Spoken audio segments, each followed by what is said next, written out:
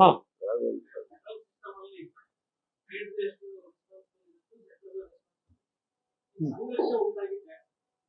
ಅದು ಕಾಂಗ್ರೆಸ್ ಸರ್ಕಾರನೇ ಕೇಳಬೇಕು. ಸಂಘರ್ಷ ಯಾಕೆ ಒಂದ್ ನಿಮಿಷ ಕೋರ್ಟ್ ಇಂಟರ್ವೆನ್ಷನ್ ಅಲ್ಲಿ ಹೋದಾಗ ಕೋರ್ಟ್ ಡೈರೆಕ್ಷನ್ ಇನ್ನೂ ಕೊಟ್ಟಿಲ್ಲ.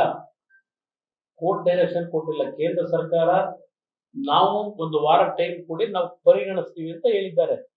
ಕೋರ್ಟ್ ಡೈರೆಕ್ಷನ್ ಮೇಲೆ ಕೊಟ್ಟಿಲ್ಲ. ಇದಕ್ಕೆ ಮುಖ್ಯಮಂತ್ರಿಗಳು ಏನ್ ಹೇಳಿದ್ದಾರೆ? ಕೋರ್ಟ್ ಚಾಟಿ ಬೀಸದ ಮೇಲೆ ಹಣ ಬಿಡುಗಡೆ ಆಯ್ತು ಅಂತ ಹೇಳಿದ್ದಾರೆ. ಇಲ್ಲಿ ಪ್ರಶ್ನೆ, ಡಿಸೆಂಬರ್ ತಿಂಗಳಿನಲ್ಲಿ ಒಂದು ಸಭೆ ಹೋಮ್ ಮಿನಿಸ್ಟರ್ ಅಧ್ಯಕ್ಷತೆಯಲ್ಲಿ ನಡೀಬೇಕಾಗಿತ್ತು. ಮಣಿಪುರದಲ್ಲಿ ಕೆಲವು ಸಂಘರ್ಷಗಳಾದಂತಹ ಸಂದರ್ಭದಲ್ಲಿ ದಿನಾಂಕ ನಿಗದಿಯಾಗಿದ್ದು ಮುಂದಕ್ಕೆ ಹೋಯ್ತು ಡಿಸೆಂಬರ್ ತಿಂಗಳಲ್ಲಿ. ಅದರಿಂದ ಇವತ್ತು ಸ್ವಲ್ಪ ತಡ ಆಗಿರ್ತಕ್ಕಂಥದ್ದು ನಿಜ. ಆದ್ರೆ ಯಾರಾದ್ರೂ ಫಾಲೋ ಅಪ್ ಮಾಡ್ಬೇಕಲ್ಲ. ಪತ್ರ ಬರೆದಿದ್ದೇವೆ, ಅಲ್ಲೆಲ್ಲ ಒಂದು ಬಾರಿ ಹೋಗಿ ಬಂದ್ರಾಗಲ್ಲ. ನಾವು ಮುಖ್ಯಮಂತ್ರಿಯಾಗಿ ಕೆಲಸ ಮಾಡಿದ್ದೇನೆ. ನನ್ನ ಕಾಲದಲ್ಲೂ ಹಲವಾರು ಬಾರಿ ಕೇಂದ್ರ ಸರ್ಕಾರ ನೆರವು ಕೇಳಿದ್ದೇವೆ. ಈ ರೀತಿ ಇರಿಸುಮುರುಸು ನಾವೆಂದು ಮಾಡ್ಕೊಂಡಿರಲಿಲ್ಲ.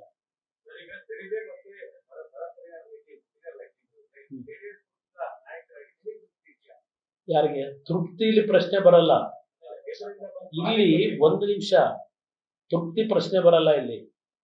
ಇಲ್ಲಿ ಬರ್ತಕ್ಕಂಥದ್ದು ಸ್ವಾತಂತ್ರ್ಯ ಬಂದ ನಂತರ. ಇವತ್ತು ನೆಹರು ಅವರ ಕಾಲದಲ್ಲೇ ಯಾವೊಂದು ಹಣಕಾಸು ಆಯೋಗ ಅಂತಕ್ಕಂಥದ್ದನ್ನ ರಚನೆ ಮಾಡಿದ್ದಾರೆ 1952. ಹಣಕಾಸು ಆಯೋಗದ ರಚನೆ ಆದಾಗ ಇದು ಬರ ಮತ್ತು ನೆರೆ ಹಾವಳಿನಲ್ಲಿ ಪ್ರಕೃತಿಯ ವಿಕೋಪಕ್ಕೆ ಒಳಗಾದಾಗ ಯಾವ ಒಂದು ರಾಜ್ಯಗಳಿಗೆ ಏನೇನು ಕೊಡಬೇಕು ಅಂತಕ್ಕಂಥದ್ದು ಪ್ರತಿ 5 ವರ್ಷಕ್ಕೊಂದು ಬಾರಿ ಹೊಸ ಹಣಕಾಸು ಆಯೋಗ ಏನು ರಚನೆ ಆಗ್ತದೆ ಅಲ್ಲಿ ನಿಗದಿ ಮಾಡಿರ್ತಾರೆ. ಅವ್ರು ನಿಗದಿ ಮಾಡೋದು. ಇಲ್ಲಿ ತೃಪ್ತಿ ಪ್ರಶ್ನೆ ನಮ್ಮದು ಅಲ್ಲ, ಕೇಂದ್ರ ಸರ್ಕಾರದ ತೃಪ್ತಿ ಪ್ರಶ್ನೆ ಬರಲ್ಲ.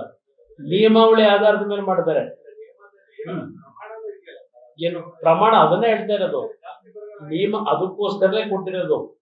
ಈಗ 3,900 ಈಗ ಇನ್ಪುಟ್ ಸಬ್ಸಿಡಿ ಎಷ್ಟು ಕೇಳಿದ್ರು? 4,900 ಕೋಟಿ ನಾವು ನಿರೀಕ್ಷೆ ಮಾಡಿದ್ದೇವೆ ಅಂತೇಳಿ ಸರ್ಕಾರ ಹೇಳಿದೆ ಅಲ್ವಾ? ಸರ್ಕಾರವೇ ಹೇಳಿರೋದು, ನಮ್ಮ ರಾಜ್ಯ ಸರ್ಕಾರವೇ. ನಾವು ನಿರೀಕ್ಷೆ ಇಟ್ಟಿರೋದು 4,900 ಕೋಟಿ ಇರ್ತೀವಿ.